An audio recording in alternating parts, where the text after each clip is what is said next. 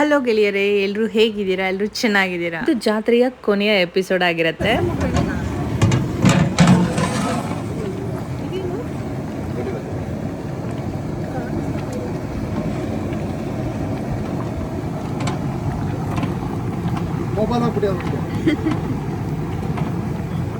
ಎಷ್ಟು ಕೆಜಿ ಇದೆ ಇದು? ಇದು ಬಾಡೂಟದ ಎಪಿಸೋಡ್ ಆಗಿದೆ. ನಾವು ಏನೇನು ಮಾಡಿಸಿದ್ವಿ ಅನ್ನೋದು ಸ್ವಲ್ಪ ನಿಮ್ಮ ಮುಂದೆ ನಾನು ತೋರಿಸ್ತಾ ಇದ್ದೀನಿ. ಇದು ಕಬಾಬ್ಗೆಲ್ಲ ರೆಡಿ ಮಾಡಿ ಇಟ್ಕೊಂಡಿದ್ದಾರೆ. ಇದು ಮಾರ್ನಿಂಗ್ ಶೂಟ್ ಮಾಡಿರೋ ಕಾರಣ ನನ್ನ ಆಫ್ಟರ್ನೂನ್ ಊಟ ಮಾಡೋಷ್ಟರಲ್ಲಿ 4 ಗಂಟೆ ಆಗಿಬಿಟ್ಟಿತ್ತು.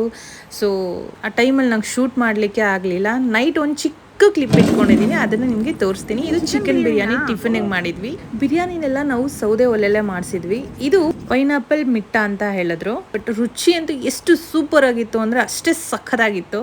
ಇದು ಮಟನ್ ಸಾಂಬಾರ್ಗೆ ರೆಡಿ ಮಾಡ್ಕೊತಿದ್ದಾರೆ. ಊಟಕ್ಕೆ ಬಂದವರು ಪ್ರತಿಯೊಬ್ಬರು ಇಷ್ಟಪಟ್ಟಿದ್ದು ಈ ಪೈನಾಪಲ್ ಮಿಟ್ಟಾನ.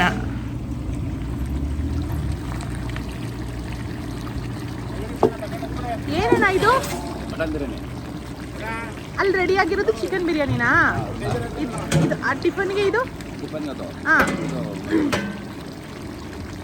ನಾವು ಕರೆಸಿದಂಥ ಭಟ್ರುಗಳು ಚನ್ನಪಟ್ಟಣದವರು ಎಷ್ಟು ರುಚಿಯಾಗಿ ಅಡುಗೆ ಮಾಡಿಕೊಟ್ಟಿದ್ರು ಅಂದರೆ ತುಂಬ ಚೆನ್ನಾಗಿ ಅಡುಗೆ ಮಾಡಿಕೊಟ್ಟಿದ್ರು. ನಾನು ಯಾವುದೇ ಥರ ಪ್ರಮೋಟ್ ಮಾಡ್ತಾ ಇಲ್ಲ, ಬಟ್ ತುಂಬ ಚೆನ್ನಾಗಿ ಅಡುಗೆ ಮಾಡಿದರು ಅಂತ ನಾನು ಹೇಳ್ತಾ ಇದ್ದೀನಿ. ಮಧ್ಯಾಹ್ನ ಶೂಟ್ ಮಾಡಲಿಕ್ಕಾಗಲಿಲ್ಲ, ಅದಕ್ಕೆ ಒಂದು ಚಿಕ್ಕ ಕ್ಲಿಪ್ ತೊಗೊಂಡು ಇಲ್ಲಿ ಆ್ಯಡ್ ಮಾಡಿದ್ದೀನಿ. ಅಡುಗೆಗೆ ಏನೇನಿತ್ತು ಅಂದರೆ ಮುದ್ದೆ, ಅನ್ನ, mutton sambar, chicken biryani, mutton biryani ಮತ್ತು ಮೊಸರು ರೈತ, ಚಿಕನ್ ಕಬಾಬು, ಚಿಕನ್ ಮಂಚೂರಿ, ಚಿಕನ್ ಫ್ರೈ, ಬೋಟಿ ಗೊಜ್ಜು, ಪೈನಾಪಲ್ ಮಿಟ್ಟ, ಐಸ್ ಕ್ರೀಮು ಮತ್ತು ಬೀಡ ಇಷ್ಟಿತ್ತು. ತುಂಬ ಹೆವಿ ಅಡುಗೆ ಆದರೆ ಹೊಟ್ಟೆ ತುಂಬ ತಿನ್ನಲಿಕ್ಕೆ ಆಗೋದಿಲ್ಲ. ಸ್ವಲ್ಪ ಕ್ವಾಂಟಿಟಿಯಲ್ಲಿ ಮಾಡಿದ್ರೆ ಹೊಟ್ಟೆ ತುಂಬ ತಿನ್ಬೋದು, ಬಟ್ ನಮ್ಮದು ಸ್ವಲ್ಪ ಹೆವಿನೇ ಆಗಿಬಿಟ್ಟಿತ್ತು.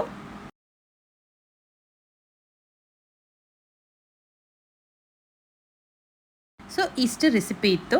ಇದು ಜಾತ್ರೆಯ ಕೊನೆಯ ದಿನ. ಮರಿಯಕ್ಕ ಅಂತ ದೇವ್ರನ್ನ ಪ್ರತಿಯೊಂದು ಮನೆಗೆ ಹೋಗಿ ಮಡ್ಲಾಕಿ ಕಟ್ಕೊತಾರೆ. ಹಾಗೆ ನಮ್ಮ ಮನೆಗೂ ಕೂಡ ಬಂದಿತ್ತು.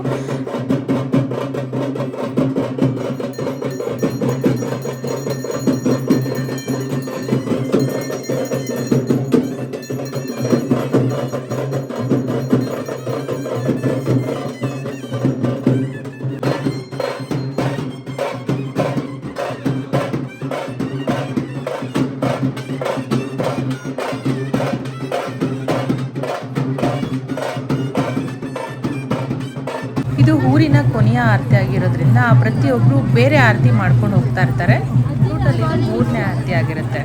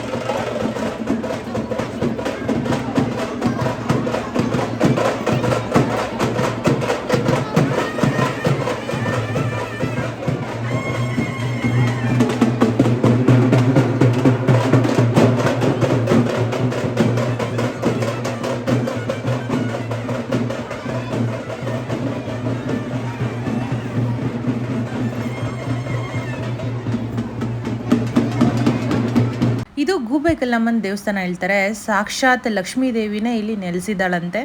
ಇದು ಒಂದು 10-12 ವರ್ಷದ ಹಿಂದೆ ಇಲ್ಲಿ ಮೂಲ ದೇವರು ಇಲ್ಲಿ ನೆಲೆಸಿದ್ದು. ಬಟ್ ಈಗ ದೇವಸ್ಥಾನ ಮಾಡಿ ಆ ಮೂಲ ದೇವ್ರನ್ನ ತೊಗೊಂಬಂದು ದೇವಸ್ಥಾನದಲ್ಲಿ ಇಟ್ಟಿದ್ದಾರೆ. ಈ ಮರ ಬಂದು ಮುತ್ಕದ ಮರ ಅಂತ ಕರೀತಾರೆ. ಈ ಮುತ್ಕದ ಮರದಲ್ಲಿ ಅದು ದೇವರು ನೆಲೆಯಾಗಿತ್ತು. ಈ ದೇವಸ್ಥಾನ ಮೇನ್ ರೋಡಲ್ಲೇ ಬರುತ್ತೆ. ನಿಯರ್ ಎಂಟ್ಕಾನಹಳ್ಳಿಲಿ ಬರುತ್ತೆ. ಲಕ್ಷ್ಮಿಯ ವಾಹನ ಗೂಬೆ ಆಗಿರೋದ್ರಿಂದ ಇದಕ್ಕೆ ಗೂಬೆ ಕಲ್ಲಮ್ಮ ಅಂತಲೇ ಹೆಸರಿರ್ತಾರೆ. ಸಾಕ್ಷಾತ್ ಲಕ್ಷ್ಮೀ ದೇವಸ್ಥಾನ. ನೀವು ಏನೇ ಅಂದ್ಕೊಂಡು ಈ ದೇವಸ್ಥಾನದಲ್ಲಿ ಬಂದು ಒಂದು ಕಾಯಿನ ಅಂಟಿಸಿದ್ರೆ ಅದು ಕೆಲಸ ಆಗೋಂಗಿದ್ರೆ ಅದು ಕಾಯಿನ್ ಅಂಟ್ಕೊಳ್ಳುತ್ತೆ. ಇಲ್ಲ ಅಂದರೆ ಅದು ಕಾಯಿನ್ ಬಿದ್ದೋಗುತ್ತೆ. ನೀವು ಕೂಡ ಬಂದು ಇದನ್ನು ಟ್ರೈ ಮಾಡ್ಬೋದು. ಇದು ಸೈನ್ಸ್ಗೆ ವಿರುದ್ಧವಾಗಿದೆ. ಇದು ಮೂಲ ದೇವರು ಇಲ್ಲಿರೋದು. ಇದು ಮೂಲ ದೇವರಾಗಿದೆ. ಹಾಗೆ ಈ ದೇವಸ್ಥಾನದಲ್ಲಿ ಶ್ರೀಚಕ್ರನೂ ಕೂಡ ಇದೆ. ಪ್ರತಿಯೊಬ್ಬರಿಗೂ ಇದರಲ್ಲಿ ಕುಂಕುಮಾರ್ಚನೆ ಮಾಡಿ ಅದನ್ನು ಕೊಡ್ತಾರೆ. ಇದು ನೆಲಮಂಗಲದಿಂದ ಒಂದು 5 to 6 ಕಿಲೋಮೀಟರ್ ಅಂತರದಲ್ಲಿದೆ. ನೀವು ಏನೇ ಅಂದ್ಕೊಂಡು ಅದರಲ್ಲಿ ಹರಕೆ ಮಾಡ್ಕೊಂಡೋದ್ರೆ ನಿಜವಾಗ್ಲೂ ಈಡೇರುತ್ತೆ. ಇದು ನನ್ನ ಅನುಭವನೂ ಕೂಡ ಇದೆ. ಪ್ರತಿ ಮಂಗಳವಾರ ಶುಕ್ರವಾರ ಅಮಾವಾಸ್ಯೆ ಪೌರ್ಣಮಿಲಂತೂ ತುಂಬಾ ಜನ ಇಲ್ಲಿ ಬಂದು ಹೋಗ್ತಾರೆ. ಇಲ್ಲಿ ಜಾಸ್ತಿ ಕೈ ಮುಕ್ಕೊಂಡು ಹೋಗ್ತಿದ್ದು ಲಾರಿ ಡ್ರೈವರು ಮತ್ತೆ ಸ್ಟೂಡೆಂಟ್ಸ್, ಬಟ್ ಇಲ್ಲಿ ಪ್ರತಿಯೊಬ್ರು ಬರ್ತಾರೆ ಈಗ.